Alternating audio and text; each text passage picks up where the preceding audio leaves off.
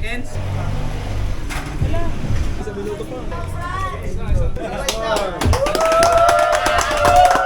Hello mga kasakol, panibagong araw, panibago po ulit challenge. Meron po ulit kumasa. Gustong gusto talagang burahin at gustong iuwi yung 8,000. Kaya ang ating challenger ngayon ay higante. 6-footer po ito. Sigurado marami itong lalagyan. Marami itong baon. At ito ho ay empleyado ng Kapitolyo. Kaya yung mga taga Kapitolyo dyan, suportahan po ninyo ito. Ito, si Sir Julius. Ayan. Magandang umaga po. Sir, palagay mo kaya mong ibit yung record? Kakayanin po. Sayang din eh. Sayang din daw, kaya talagang kanyang ibibit daw yung record. Tingnan natin mga kasakol kung kaya talaga niya. Sir, ready na? Ready na po. So Sir Julius, ang ating challenge, pag naubos mo yan sa looban ng 2 minuto at 16 na segundo, 8,000. Okay sir? Apa.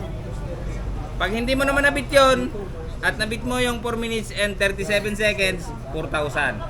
Pag hindi mo nabit yung dalawa, 2,000. Okay? Apa.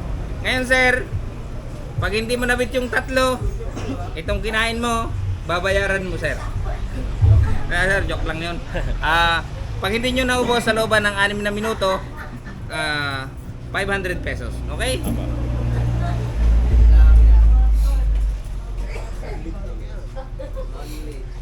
So, Sir Julius, ready? Ready po. In 3, 2, 1, go!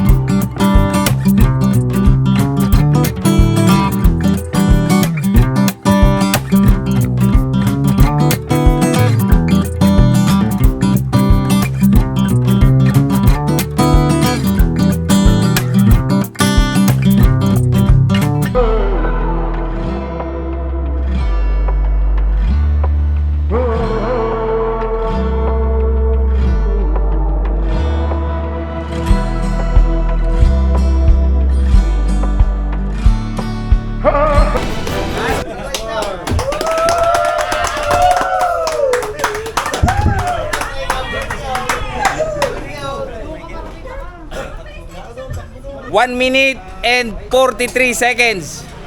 Itag nyo na yung malalakas kumain dyan kung sinong bubura nito. So mga kasakol, na-break na po yung 2 minutes and 16 seconds ng isang empleyado ng Kapitolyo. Eto sir, yung 8,000 pesos sir.